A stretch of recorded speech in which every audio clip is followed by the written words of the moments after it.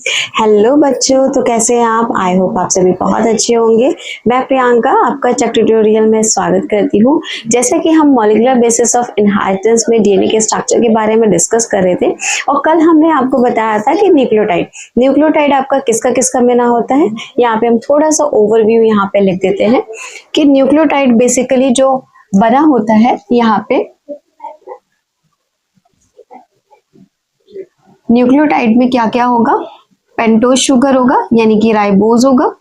I think it is visible. Okay, yes.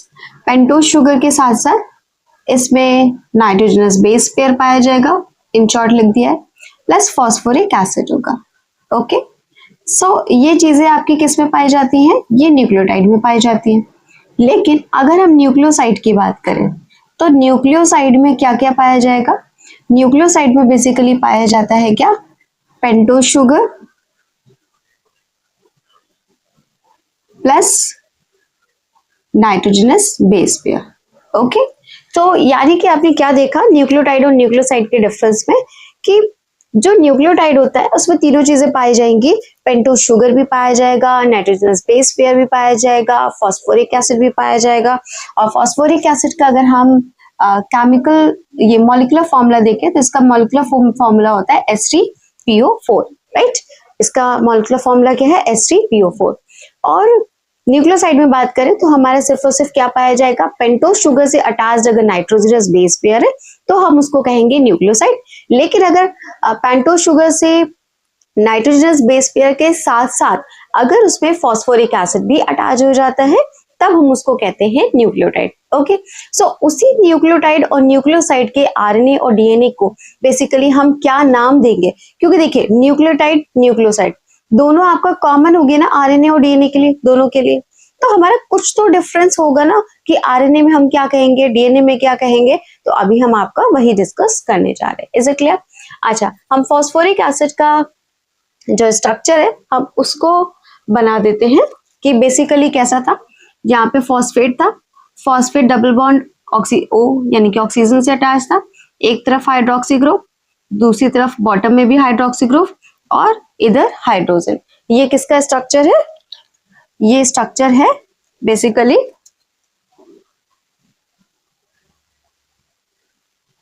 ये structure है किसका? फॉस्फोरिक एसिड का। ओके, ये स्ट्रक्चर है फॉस्फोरिक एसिड का। Is it clear? और इन शॉर्ट आप देखिए H3PO4 कैसे 3H H3PO4 इसका फॉर्मूला है ना H3PO4। तो 3 हाइड्रोजन होने चाहिए, एक ये हाइड्रोजन, एक ये हाइड्रोजन, एक ये हाइड्रोजन, H3 हो गया। फिर P एक यानी कि फॉस्फेट एक, ऑक्सीजन 4 1 2 3 और एक यहाँ पे 4, एक और, राइट। तो यहाँ पे कितने हो गए oxygen?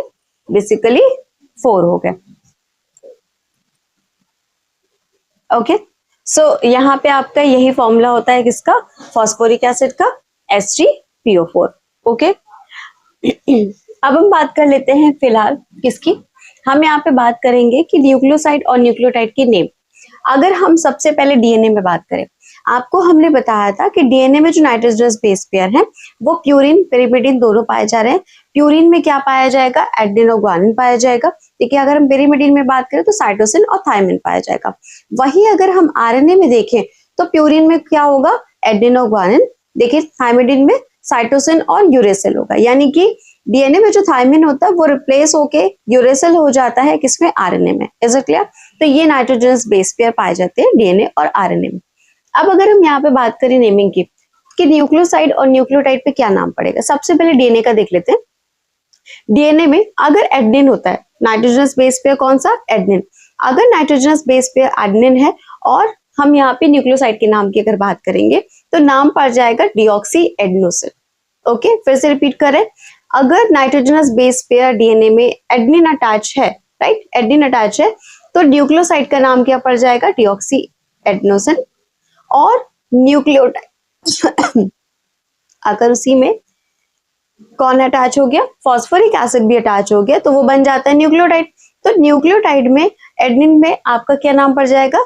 Deoxy adenosine 5 prime monophosphate. अब देखो 5 प्राइम क्या है, आपने अगर कल स्ट्रक्चर देखा हो तो हमने आपको ये बताया था, ये रहा था पेंटोज शुगर, पेंटोज शुगर में यहाँ ऑक्सीजन अटैच, ये फर्स्ट कार्बन, इस फर्स्ट कार्बन से अटैच था नाइट्रोजनस बेस पेयर, और ये फोर्थ कार्बन से ये फिफ्थ कार्बन था, और इसी फिफ्थ कार्बन से फॉस्फेट ग्रुप अटैच था, राइट। ये न्यूक्लियोटाइड का इन शॉर्ट हमने स्ट्रक्चर बनाया है, राइट।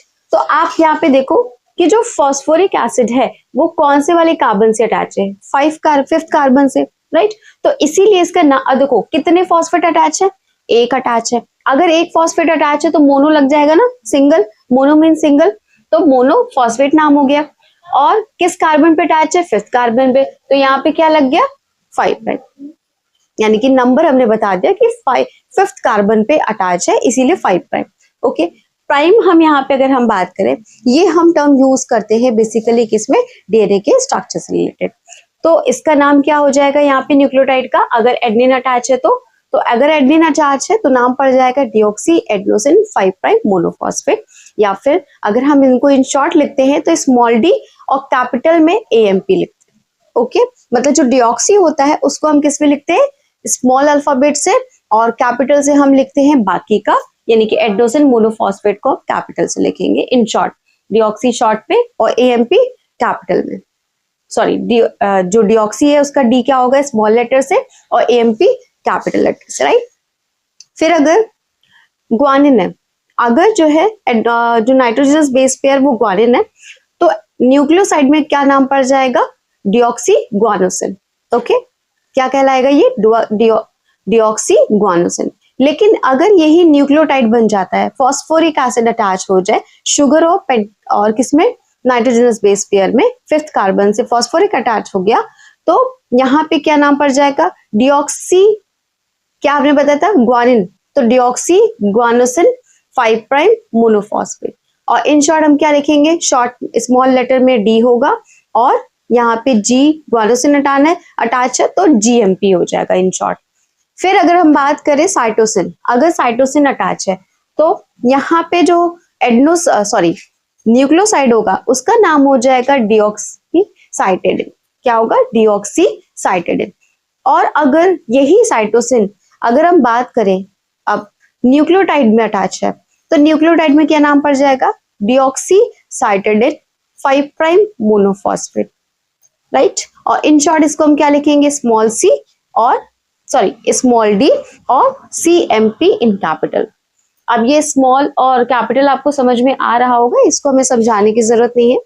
फिर अगर डीएनए में अब आपका जो है कौन अटैच, नाइट्रोजन बेस पेयर में थायमिडिन, यानी कि थायमिन अटैच है। अगर थायमिन अटैच है तो न्यूक्लियोसाइड में नाम पड़ जाएगा डिऑक्सी थायमिडिन।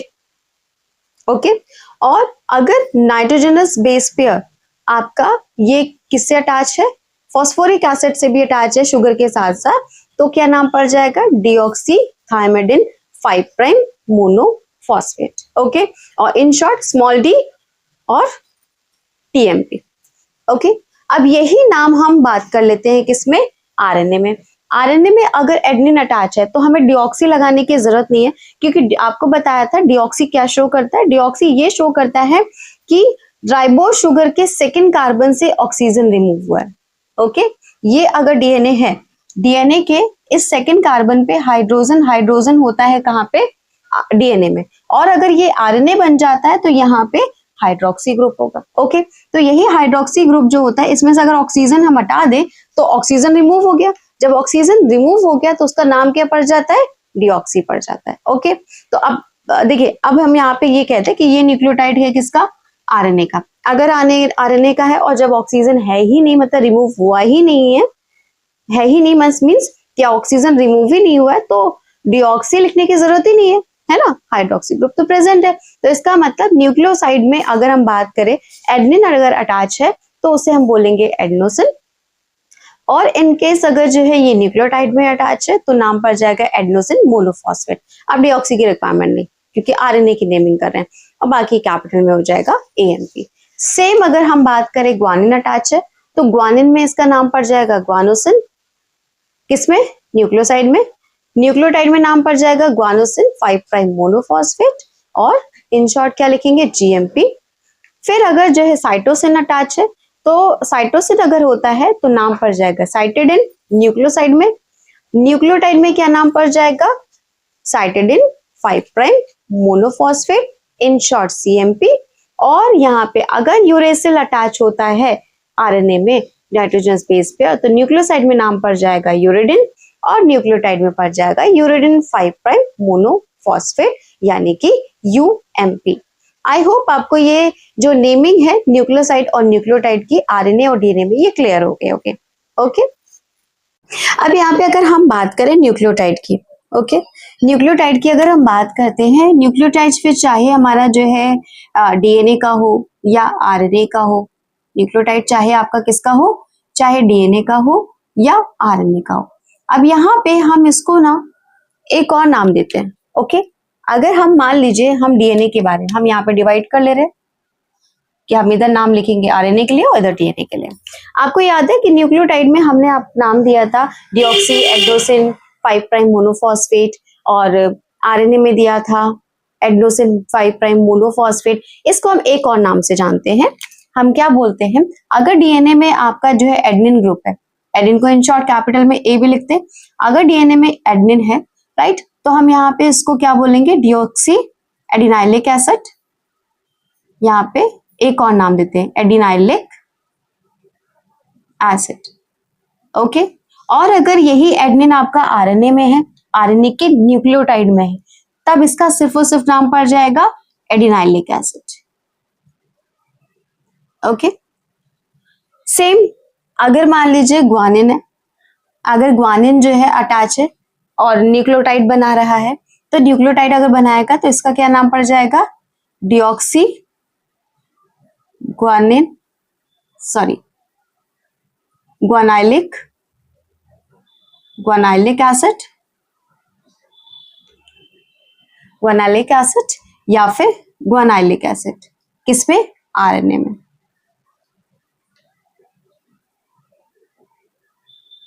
ओके यानी कि न्यूक्लियोटाइड अगर जो है ग्वानिन उसमें अटैच है और वो भी डीएनए में तो इसका पड़ जाएगा डिऑक्सी ग्वानाइलिक एसिड और आरएनए में इसका नाम पड़ जाएगा ग्वानाइलिक एसिड सिर्फ। और अगर मान लीजिए साइटोसिन अटैच है आपका नाइट्रोजनस बेस पेयर में और वो भी डीएनए में तो इसका नाम क्या पड़ जाएगा, नाम पड़ जाएगा डिऑक्सी साइटिडाइलिक एसिड। और आरएनए में सिर्फ क्या हो जाएगा, डिऑक्सी हट जाएगा, क्या हो जाएगा, साइटिडाइलिक एसिड राइट। फिर अगर मान लीजिए थायमिन और यूरेसिल की बात करते हैं, थायमिन होता है डीएनए में तो थायमिन अगर डीएनए में है तो क्या नाम पड़ जाएगा, डिऑक्सी थायमिडाइलिक एसिड।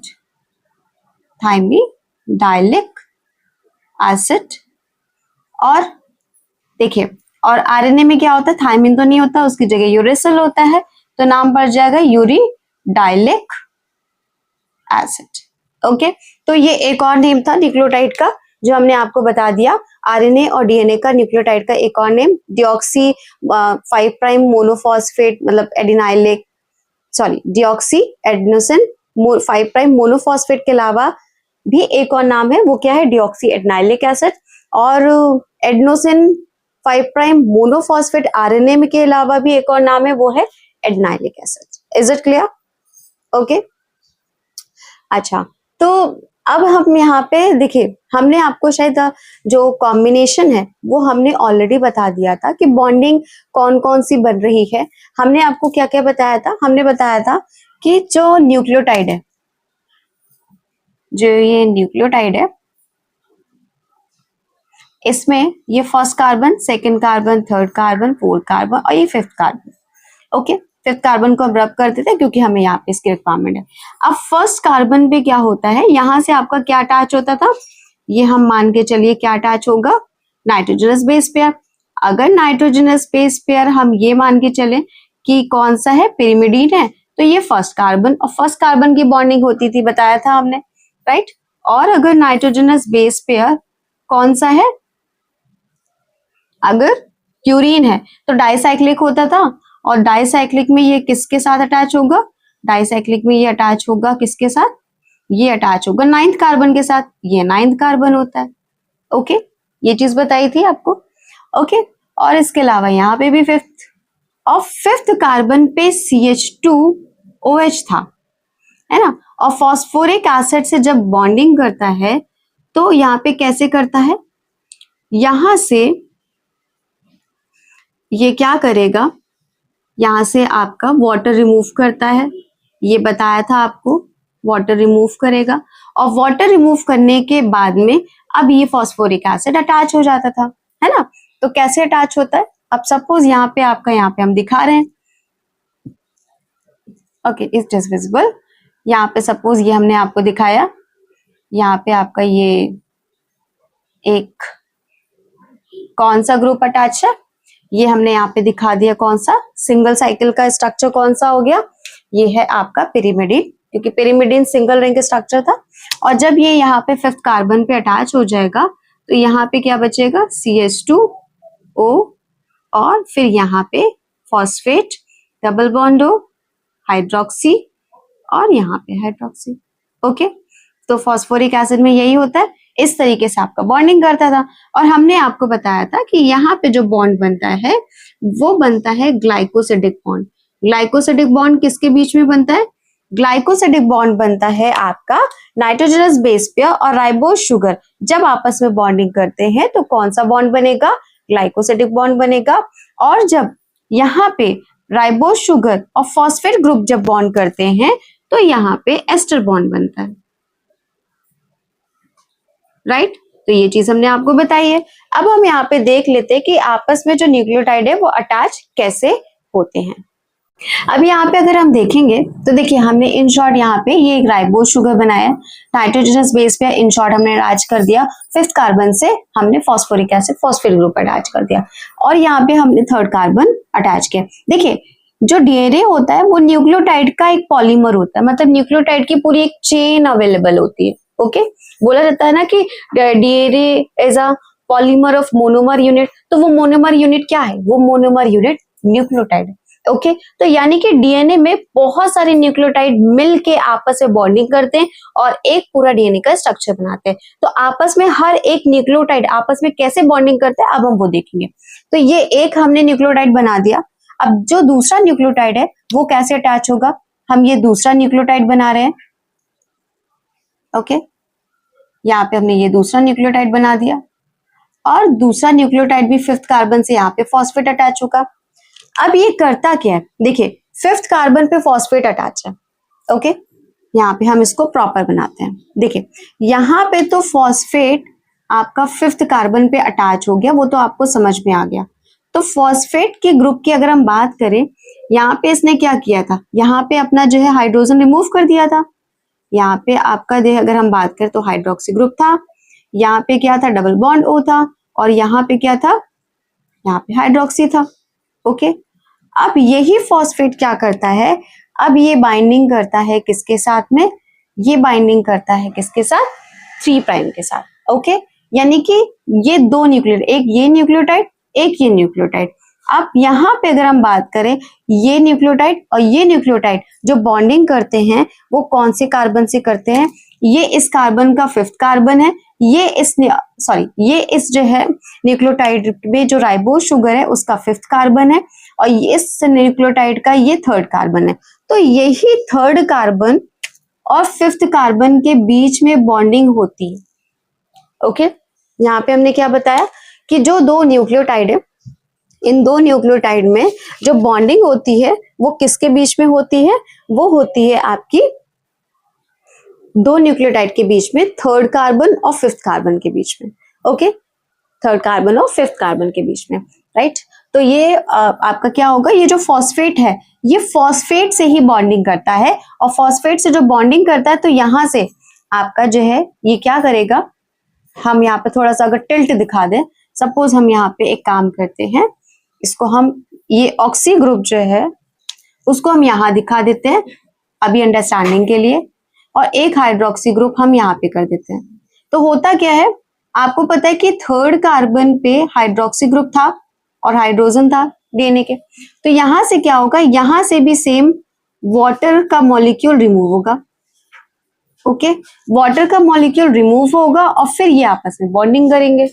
ओके, ये आपस में बॉन्डिंग करेंगे। तो आपस में अगर बॉन्डिंग करेंगे तो बॉन्डिंग कौन से कार्बन से हुई?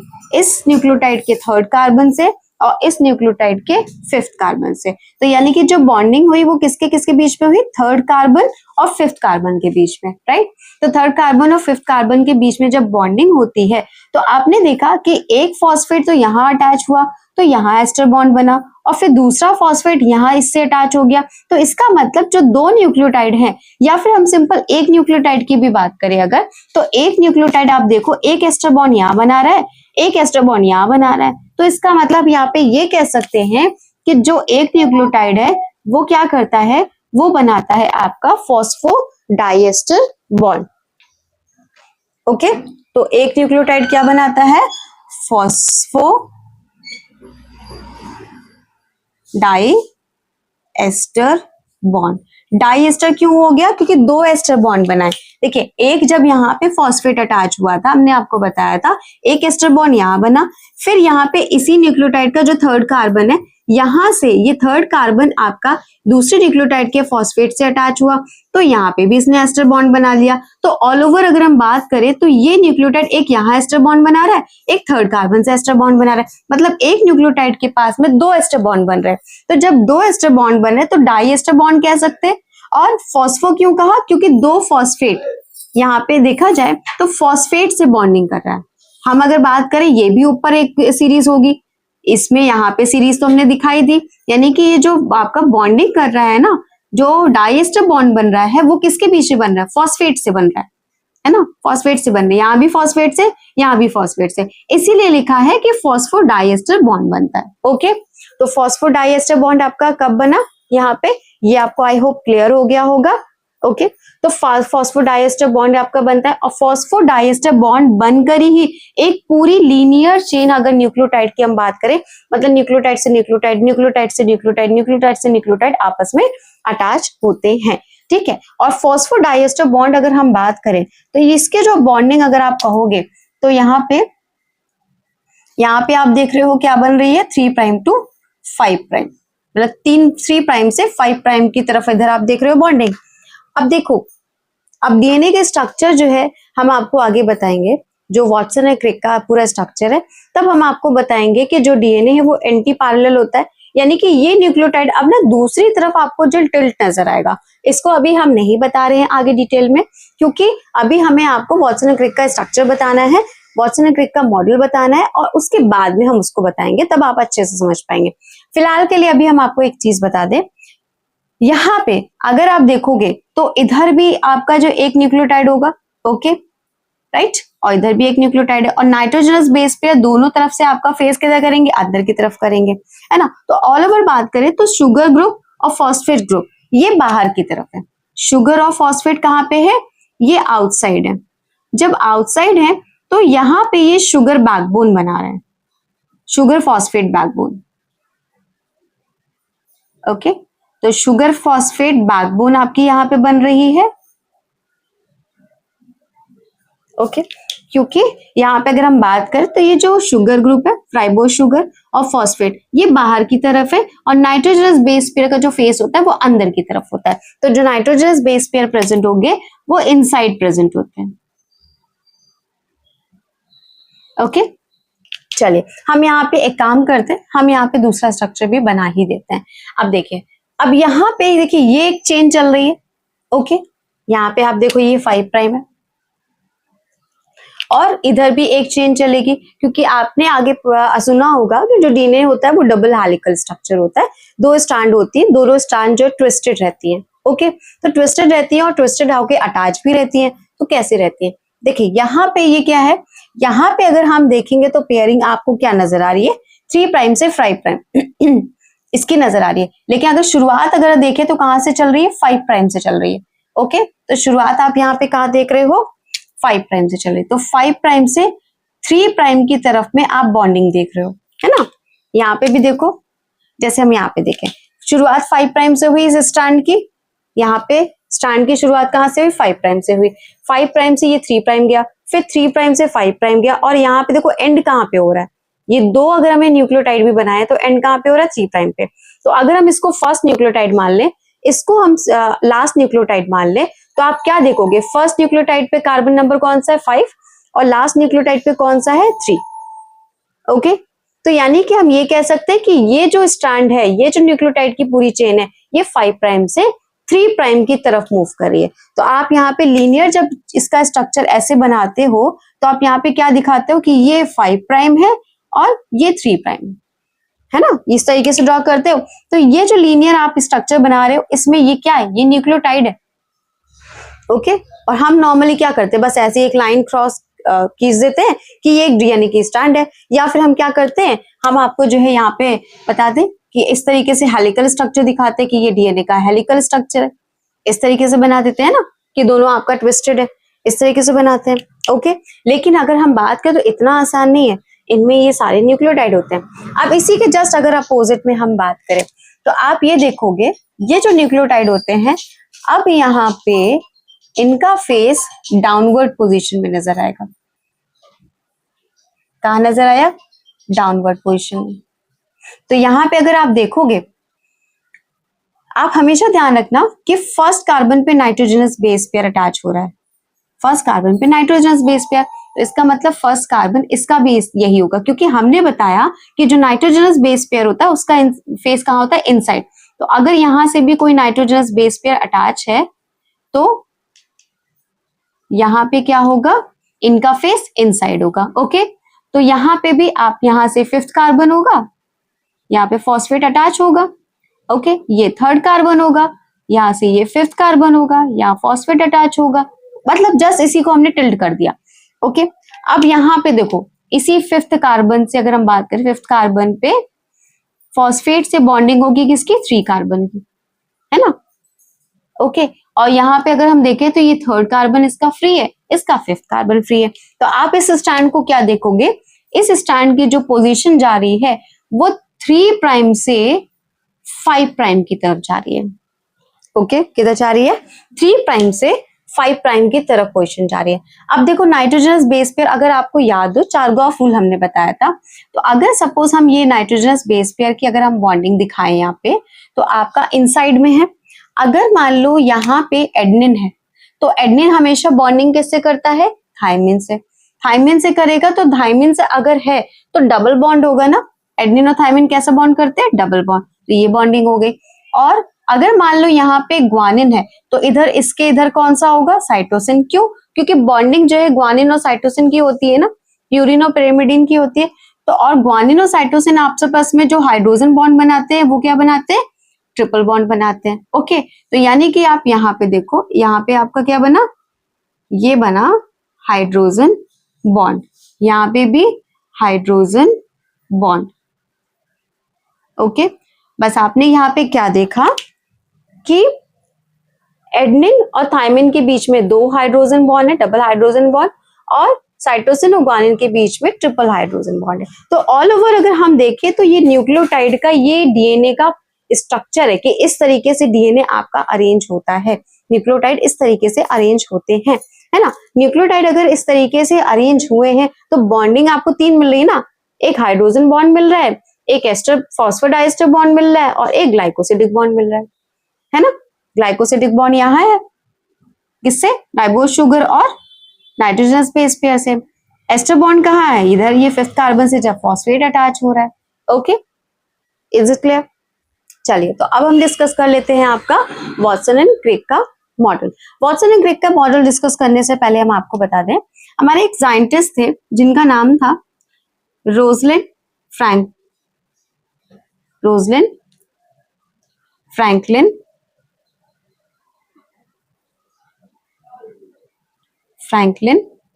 And Morris Wilkin. इन्होंने क्या किया था, डीएनए का स्ट्रक्चर पहली बार एक्सरे में देखा था, पहली बार जो एक्सरे में इन्होंने देखा था डीएनए का स्ट्रक्चर। ओके, तो वहीं से अगर हम बात करें तो शुरुआत हो गई थी। इसके लिए फ्रैंकलिन को जो है नोबेल प्राइज के लिए भी बोला गया था, बट नोबेल प्राइज फ्रैंकलिन को नहीं मिल पाया था। क्यों, क्योंकि 1958 में इनकी डेथ हो गई थी अप्रोक्स 37 ईयर्स की एज में। और कभी भी जो नोबेल प्राइज होता है वो पॉस्थुमस नहीं दिया जाता है, मरणोपरांत नहीं दिया जाता, मरने के बाद नहीं दिया जाता है। तो फ्रैंकलिन को नोबेल प्राइज मिलते मिलते रह गया क्योंकि उनकी डेथ हो गई, लेकिन हाँ इनका नाम जरूर आया था नोबेल प्राइज के लिए। तो शुरुआत अगर हम बात करें कि डीएनए का जो स्ट्रक्चर है वो देखा कहाँ गया था, सबसे पहले रोजलिंड फ्रैंकलिन और मॉरिस विल्किन ने कहाँ देखा था, एक्सरे डिफ्रैक्शन में देखा था। ठीक है, एक्सरे डिफ्रैक्शन में हम बात करते हैं, उन्होंने डीएनए का पैटर्न देखा था। एक्सरे डिफ्रैक्शन में इन्होंने क्या देखा था, pattern of DNA. Okay, pattern of DNA, right. चलिए तो फिर हम आगे डिस्कस कर लेते हैं इसको रब करके। अब हम डिस्कस कर लेते हैं वाटसन एंड क्रिक का जो 3D स्ट्रक्चर का मॉडल उन्होंने दिया था डीएनए का, उसके बारे में, राइट। तो डीएनए में उन्होंने क्या क्या कहा था, हम उसके बारे में बात कर लेते हैं। उन्होंने क्या क्या एक्सप्लेन किया था। सबसे पहली चीज उन्होंने जो, अगर हम बात करें डीएनए का, उन्होंने 3D स्ट्रक्चर एक्सप्लेन किया था। 3D स्ट्रक्चर मीन्स कि अगर ये दो स्ट्रैंड्स है, ये आपस में क्या है, कॉइल की हुई है, राइट। कॉइल क्यों है, रोटेट कर रही है इस तरीके से, जैसे स्टेयर्स आपकी नीचे आती हैं कॉइल करके, ठीक उसी तरीके से ये कॉइल करके स्टेयर्स की तरीके से नीचे स्टैंड्स आ रही है, राइट। तो ये 3D स्ट्रक्चर एक्सप्लेन किया था वाटसन एंड क्रिक में। और आपको हमने अभी बताया कि जो वाटसन एंड क्रिक है, फ्रैंकलिन के साथ इन तीनों का नाम जो नोबेल प्राइज के लिए गया था, बट वाटसन एंड क्रिक को तो नोबेल प्राइज मिल गया, बट फ्रैंकलिन को नहीं मिल पाया just because of his death. Okay, अब इसके अलावा अगर हम बात करें इस डीएनए का, तो ये जो डीएनए है आप देख रहे हो कि डबल हेलिकल है। डबल हेलिकल मतलब कि ये मतलब पूरा ट्विस्टेड है, एक ये स्ट्रैंड है इसकी, एक ये स्ट्रैंड है इसकी, और ये दोनों आपकी स्ट्रैंड जो है वो आपस में क्या ट्विस्टेड है। जैसे दो धागे को अगर हम ले और आपस में ट्विस्ट कर दें तो लाइक उसी तरीके से ये ट्विस्टेड है। ओके, अब ये ट्विस्ट क्यों हो पाए एक दूसरे से वो अभी हम आपको बताते हैं। इवन हम आपको बता चुके हैं कि आपको बताया था ना कि जो नाइट्रोजनस बेस पेयर है वो उनका फेस अंदर की तरफ है। ये जो हमने स्टैंड्स बना रखी है इंटरनली, ये क्या है, नाइट्रोजनस बेस पेयर है। तो नाइट्रोजनस बेस पेयर की जो बॉन्डिंग है, आप देख रहे थे ना कि राइबोज शुगर, आपका ऐसे हम यहाँ पे बना दे रहे हैं कि एक जो है राइबोज शुगर से नाइट्रोजनस बेस पेयर यहाँ पे अटैच था, है ना। और फिर जब दूसरा जो आपका जो है वो यहाँ पे आपका बात करें तो यहाँ पे नाइट्रोजनस बेस पेयर आ रहा है। तो जो बॉन्डिंग आ रही है आप देख रहे हो कुछ तिरछी सी नहीं आ रही है, वो नीचे की तरफ आ रही है। जब नीचे की तरफ आ रही है तो ट्विस्टिंग भी तो नीचे की तरफ ऐसे आपको नजर आएगी। तो इस वजह से यहाँ पे आपको ये जो ट्विस्टिंग है वो ऐसे नजर आ रही है। Okay, right. तो अब इसके अलावा हम बात करें तो यहाँ पे आपको ये समझ में आ गया होगा डीएनए का स्ट्रक्चर कैसा है, डबल हेलिकल है, दो हेलिक्स है और दो हेलिक्स आपकी क्या है, आपकी ट्विस्टेड है, राइट। दो स्टैंड्स है, दो हेलिक्स मींस दो स्टैंड्स है जो आपस में ट्विस्टेड है। ओके, अच्छा अब अगर हम बात करें तो ये स्टैंड्स जो है एंटी पैरेलल है। एंटी पैरेलल कैसे, अगर हम बात करें एक स्टैंड जो है 3 प्राइम से आपकी 5 प्राइम पे आ रही है, तो दूसरी स्टैंड जो है 5 प्राइम या 5 एंड से आपकी 3 एंड पे आ रही है। हमने आपको इस तरीके का स्ट्रक्चर बना के आपको दिखाया था अभी कि एक 3 प्राइम से 5 प्राइम की तरफ क्यों आ रही है, दूसरी 3 आपकी 5 प्राइम से 3 प्राइम की तरफ क्यों आ रही है, राइट। तो यहाँ पे ये क्या हो गई, ये आपकी जो स्टैंड्स हो गई वो एंटी पैरेलल है। ऐसा नहीं है कि यहाँ पे भी 5 प्राइम यहाँ पे भी 5 प्राइम, नहीं।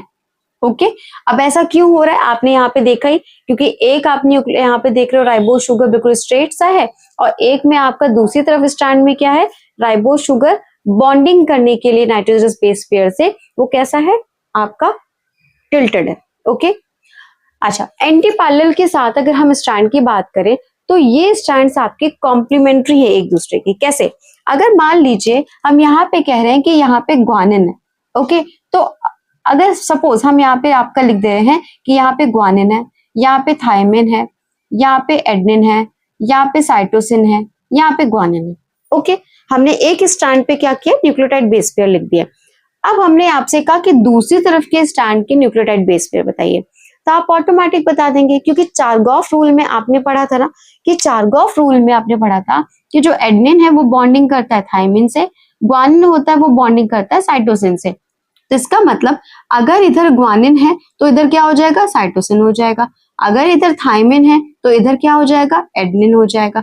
अगर इधर एडेनिन है तो इधर क्या हो जाएगा, थायमिन हो जाएगा। अगर इधर साइटोसिन है तो इधर क्या हो जाएगा, ग्वानिन हो जाएगा। और अगर इधर ग्वानिन है तो इधर क्या हो जाएगा, साइटोसिन हो जाएगा। तो यही होता है कि ये कॉम्प्लीमेंट्री है। कॉम्प्लीमेंट्री बेस पेयर मीन्स क्या होता है कि अगर हमें एक स्ट्रैंड के जो नाइट्रोजनस बेस पेयर पता है तो ऑटोमेटिक हम दूसरे स्ट्रैंड के बेस पेयर हम खुद लिख सकते हैं या हम बता सकते हैं। ओके, तो डीएनए आपका क्या है, कॉम्प्लीमेंट्री स्ट्रैंड है। अब आपको समझ में आ गया होगा कि कॉम्प्लीमेंट्री क्या हुआ, कि एक तरफ के अगर नाइट्रोजनस बेस पेयर पता है तो दूसरे के ऑटोमेटिक हम बता देंगे। यानी कि एक स्ट्रैंड के अगर हमने यहाँ पे नाइट्रोजनस बेस पेयर सारे लिख दिए तो ऑटोमेटिक आप बता दोगे कि दूसरा वाला जो स्ट्रैंड होगा वो कौन से नाइट्रोजनस बेस पेयर कैरी कर रहा होगा।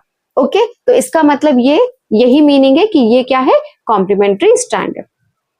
और अगर हम बात करें तो वॉटसन एंड क्रिक ने आपका ये जो एक्सप्लेन किया था, ये डबल स्टैंडर्ड डीएनए बताया था। डबल स्टैंडर्ड जो है मतलब कि एक ये स्ट्रैंड डीएनए की, एक ये स्ट्रैंड डीएनए की, राइट। तो उन्होंने जो डीएनए बताया था वो क्या बताया था, डबल स्टैंडर्ड बताया था। ओके, डबल स्टैंडर्ड डीएनए को एक्सप्लेन किया था। और डबल स्टैंडर्ड को हम इन शॉर्ट ऐसे लिखते हैं, स्मॉल डी स्मॉल एस और डीएनए को कैपिटल में। ओके, और डीएनए के जो स्ट्रैंड्स होती हैं, ये सारी जो पूरी स्ट्रैंड है ना, अगर हम एक स्ट्रैंड को ले तो ये पूरी स्ट्रैंड में न्यूक्लियोटाइड अटैच है। इस तरीके से हमने अभी आपको न्यूक्लियोटाइड बताया था कि न्यूक्लियोटाइड फिर नीचे न्यूक्लियोटाइड फिर नीचे न्यूक्लियोटाइड, और यही न्यूक्लियोटाइड आपस में अटैच होते होते होते होते पूरी एक चेन बना लेता है। यानी कि DNA is a polymer of nucleotide, मतलब डीएनए में बहुत सारे न्यूक्लियोटाइड पाए जाते हैं। यही न्यूक्लियोटाइड आपस में अटैच करके पूरी एक चेन बना लेते हैं डीएनए की। ओके, और प्लस एक और चीज, आप इसकी वजह से अगर देखो कि जो बॉन्डिंग हो रही है वो ऐसी हो रही है ना, आप देख रहे हो ना कि ये जो बॉन्डिंग है कुछ बॉटम की तरफ जा रही है, तो इस वजह से आप देखोगे जो डीएनए है वो कुछ राइट हैंड की तरफ टर्न हो रहा है। डीएनए आप देख रहे हो ना कि कुछ कैसे किधर की तरफ टर्न हो रहा है, राइट हैंड। आप यहां से देखो, यहां से डीएनए आया और फिर यहाँ टर्न हो गया, फिर यहां से घूमा फिर यहाँ टर्न हो गया, कुछ इस तरीके से स्ट्रक्चर बनाया ना। यानी कि ये कैसा है, राइट हैंडेड, यानी कि क्लॉकवाइज रोटेट करता है। यहाँ पे रोटेशन कैसा है, clockwise rotation. Is it clear? तो डीएनए का स्ट्रक्चर ये कैसा है, राइट हैंडेड है प्लस क्लॉकवाइज रोटेशन है। ओके, और यहाँ पे अगर हम बात करें तो ये जो हमारा जो डीएनए का स्ट्रक्चर जो वॉटसन एंड क्रिक ने आपका एक्सप्लेन किया था, वो डी डीएनए का स्ट्रक्चर एक्सप्लेन किया था। अभी हम आगे आपको बताएंगे कि डीएनए के कई सारे टाइप होते हैं, A B C D Z, है ना। हम टोटल 5 टाइप के जो डीएनए होते हैं हम उनको अभी स्टडी करेंगे। ओके, अब इसके अलावा अगर हम बात करें इस डीएनए के स्ट्रक्चर की, तो इस डीएनए के स्ट्रक्चर में हम आपको कुछ अब डिटेल देख लेते हैं। आप देखो कि ये जो डीएनए का स्ट्रक्चर है, यहां से लेके यहाँ एक टर्न यहाँ पे खत्म हुआ, यहां से शुरू हुआ और एक टर्न कहाँ खत्म हुआ, यहाँ खत्म हुआ। तो जहां एक टर्न जब खत्म होता है तो वहां उतने में 10 बेस पेयर्स आते हैं। आप काउंट करो, 1 2 3 4 5 6 7 8 9 10, यानी कि एक टर्न में कितने आपके जो बेस पेयर्स आए, 10 बेस पेयर्स आए। तो एक टर्न में जो 10 बेस, हमेशा ध्यान रखिएगा कि वन टर्न में कितने बेस पेयर्स आएंगे, वन टर्न में आएंगे टोटल 10 बेस पेयर्स। यहाँ पे हमने लिखा हुआ है एक टर्न में 10 बेस पेयर्स आते हैं। इसके अलावा ये जो एक टर्न ले रहा है, यानी कि यहाँ पे अगर हम बात करें तो ये जो एक टर्न है 5 यहाँ पे नाइट्रोजन बेस पेयर 5 यहाँ पे, और टोटल ये 10 बेस पेयर हैं और ये एक टर्न आपके कंप्लीट कर रहे हैं। तो इनकी जो डिस्टेंस होती है उसे वो कितनी होती है, वो होती है, अगर नैनोमीटर में बताएं तो 3.4 नैनोमीटर, और अगर इसे एंगस्ट्रॉम में बताएंगे तो 34 एंगस्ट्रॉम। अच्छा, ये डिस्टेंस आप ऐसे भी कर सकते हो कि पहली चीज इस डिस्टेंस को बताने के लिए पहले हम आपको बता दें कि काफी वाइड सा ग्रूव दिख रहा है ना, काफी अच्छा सा स्पेस दिख रहा है यहाँ पे, तो इसे हम कहेंगे मेजर ग्रूव। और एक छोटा सा स्पेस दिख रहा है तो इसे हम कहते हैं माइनर ग्रूव। ओके, तो माइनर ग्रूव की अगर हम बात करें विथ की, तो ये 12 एंगस्ट्रॉम की विथ होती है, और अगर आप इसे नैनोमीटर में लिखना चाहते हो तो 1.2 नैनोमीटर हो जाएगा। ओके, सेम ऐसे मेजर ग्रूव की बात करें, मेजर ग्रूव की विथ ज्यादा नजर आ रही है, जब ज्यादा नजर आ रही है तो इसकी जो विथ कितनी हो जाएगी, 22 एंगस्ट्रॉम, और नैनोमीटर में अगर लिखोगे तो 22.2 नैनोमीटर हो जाएगा। ओके, अच्छा, अब यही हम बात कर रहे थे, अगर मान लो एक मेजर ग्रूव से दूसरे मेजर ग्रूव की डिस्टेंस देखें, देखो एक मेजर ग्रुप यहाँ से शुरू हुआ ना, तो ये टर्न लेके यहाँ पे खत्म हो गया दूसरे मेजर ग्रुप पे। तो अगर आप ये कहें कि एक मेजर ग्रुप से दूसरे मेजर ग्रुप की डिस्टेंस कितनी है, तो वो है 3.4 नैनोमीटर या फिर 34 एंगस्ट्रॉम। ओके, और आप खुद देखो कि ये जो एक मेजर ग्रुप यहाँ पे स्टार्ट हुआ है, यहाँ खत्म हुआ, तो 5 बेस पेयर यहाँ पे है, 5 बेस पेयर यहाँ पे, टोटल कितने बेस पेयर है, 10 बेस पेयर है, राइट। तो वही चीज यहाँ पे हमने लिखी है। तो चाहे आप एक मेजर ग्रुप से दूसरे मेजर ग्रुप की डिस्टेंस देखो, तो भी आपकी वही चीज 3.4 आपका नैनोमीटर या फिर 34 एंगस्ट्रॉम, या फिर आप एक माइनर ग्रुप से दूसरे माइनर ग्रुप की डिस्टेंस देखो। देखो यहाँ से भी देखो, अगर हम यहाँ से भी स्टार्ट करें, तो यहाँ से जब टर्न लेके ये यहाँ आ रहा है, तो यहाँ 5 बेस पेयर, यहाँ 5 बेस पेयर, तब यहाँ पे जाके दूसरा शुरू हो गया। तो एक माइनर ग्रुप से दूसरे माइनर ग्रुप की भी अगर हम डिस्टेंस यहाँ पे देखें, तो वो भी कितनी आएगी, 34 एंगस्ट्रॉम या फिर 3.4 नैनोमीटर। ओके, तो ये चीज ध्यान रखिएगा कि बस आज सिंपल, फिर हम आपको ऐसे बता दिया, ग्रुप को ना बता के हमने यहाँ क्या लिख दिया कि 10 बेस पेयर है, 10 बेस पेयर की डिस्टेंस कितनी होगी, 34 एंगस्ट्रॉम या फिर 3.4 नैनोमीटर होगी। अब देखो ये 2 बेस पेयर है, इन 2 बेस पेयर के बीच की भी तो डिस्टेंस होगी। इन 2 बेस पेयर की जो डिस्टेंस होती है वो होती है 0.34 नैनोमीटर, और एंगस्ट्रॉम में अगर बताएंगे तो यहाँ पे हो जाएगी 3.4 एंगस्ट्रॉम। ओके, नैनोमीटर में 0.34 नैनोमीटर और एंगस्ट्रॉम में 3.4 एंगस्ट्रॉम हो जाएगी डिस्टेंस कितनी, 2 बेस पेयर की। यहाँ पे हम मेंशन कर दे रहे हैं ये क्या है, 2 बेस पेयर की डिस्टेंस है, 2 बेस पेयर डिस्टेंस। तो 2 बेस पेयर की डिस्टेंस ये हो गए। अच्छा, अब अगर हम बात करें तो ये पूरा जो डीएनए का स्ट्रक्चर, एक ये डायमीटर पूरा, एक यहाँ पे देखें तो ये पूरा एक ये आपका जो है डायमीटर ले रहा है ना, कि ये पूरा एक डायमीटर, तो ये जो डायमीटर होगा कितना होगा, 20 एंगस्ट्रॉम, और अगर नैनोमीटर में बात करें तो 2.0 नैनोमीटर होगी इसकी पूरा डायमीटर। और डायमीटर के साथ साथ आप देखो हमने यहाँ पे डिस्टेंस बताई थी कि 10 बेस पेयर के बीच की डिस्टेंस है 34 एंगस्ट्रॉम। चलो इसे काउंट करो, इसे अगर हम काउंट करें आज सिंपल, माइनर ग्रुप की कितनी बताई 12, मेजर ग्रुप की कितनी बताई 22, तो 22 और 12 को अगर हम ऐड कर दे कितना बनेगा 34, है ना। तो आप ऐसे देख लो कि अगर ये माइनर ग्रुप की डिस्टेंस आपकी कितनी है 12 है, और यहाँ पे इसी के जस्ट बाद आपका मेजर आ रहा है, और फिर यहाँ पे आप मेजर जब आ रहा है तो यहाँ पे एक टर्न भी तो ले आया है ना साथ में, तो ये और ये डिस्टेंस आपकी क्या हो जाएगी, ये हो जाएगी इक्वल, राइट।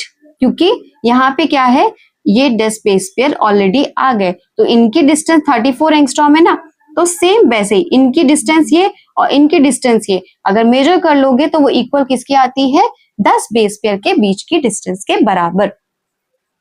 Okay, right. अब अगर हम बात करें यहाँ पे, तो डीएनए में हम यहाँ पे कहते हैं, यहाँ पे है जो टोटल डायमीटर है 20 एंगस्ट्रॉम का है ना, और 20 एंगस्ट्रॉम में अगर हम बात करें तो लगभग 9 एंगस्ट्रॉम, लगभग 9 एंगस्ट्रॉम का जो डिस्टेंस है वो कवर कर रखा है इन दोनों ने किसने, शुगर और फॉस्फेट ने, शुगर और फॉस्फेट यानी कि बैकबोन ने जो कवर कर रखा है डिस्टेंस, वो कितना कवर कर रखा है, शुगर फॉस्फेट बैकबोन है ना, उसी की बात कर रहे हैं, शुगर फॉस्फेट बैकबोन। तो शुगर फॉस्फेट बैकबोन ने जो डिस्टेंस कवर कर रखा है वो कवर कर रखा है आपका 9 एंगस्ट्रॉम का। 20 में 9 एंगस्ट्रॉम कितना कवर कर रखा है, इन दोनों ने, है ना, राइट। तो अगर इन दोनों ने 9 एंगस्ट्रॉम कवर कर रखा है तो बचा कितना 20 में, 20 में सिर्फ बचा 11 एंगस्ट्रॉम। अब 11 एंगस्ट्रॉम की डिस्टेंस में आपका जो है ये नाइट्रोजनस बेस पेयर को एडजस्ट होना है। अगर नाइट्रोजनस बेस पेयर को इतने में एडजस्ट होना है, तो एडजस्ट होने के लिए बात करें तो नेचुरली अगर हम बात करें तो जो प्यूरिन होता है वो आपका पिरिमिडीन से बॉन्डिंग करता है। देखो अगर हम मान लो प्यूरिन है, तो प्यूरिन का आपका जो है कैसा स्ट्रक्चर होता है, डाइसाइक्लिक स्ट्रक्चर होता है। देखो ये डाइसाइक्लिक हम स्ट्रक्चर बना देते हैं, है ना। और अगर मान लो इधर भी प्यूरिन है, इधर भी प्यूरिन है, तो इधर भी हम ये मान लो डाइसाइक्लिक स्ट्रक्चर बना दिया, राइट। यहाँ भी हमने डाइसाइक्लिक स्ट्रक्चर बना दिया। अब ये डाइसाइक्लिक स्ट्रक्चर जब बॉन्ड बनाएंगे तो ये डिस्टेंस देखो, और फिर हम यहाँ पे कह रहे हैं कि अगर मान लो पिरिमिडीन और पिरिमिडीन बॉन्डिंग करेंगे। तो अब इनकी डिस्टेंस देख लो, इनकी डिस्टेंस, राइट। तो आप यहाँ पे क्या देख रहे हो कि अगर प्यूरिन और प्यूरिन आपस में बॉन्डिंग करते हैं तो डिस्टेंस यहाँ पे बहुत कम चाहिए इनकी बॉन्डिंग को करने के लिए, है ना।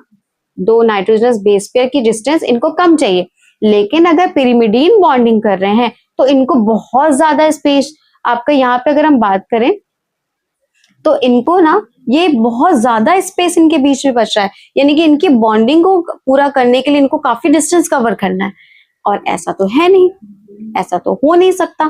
फिर तो क्या होगा, तो इसीलिए यहाँ पे अगर हम बात करें हमेशा प्यूरिन और पाइरिमिडीन की बॉन्डिंग होती है, किसमें, डीएनए में। डीएनए में इसीलिए हमेशा प्यूरिन और पाइरिमिडीन की होती है, मतलब एक डाइसाइक्लिक रिंग होता है तो दूसरा क्या होता है, दूसरा सिंगल रिंग का स्ट्रक्चर होता है और इसके बीच में बॉन्डिंग होती है।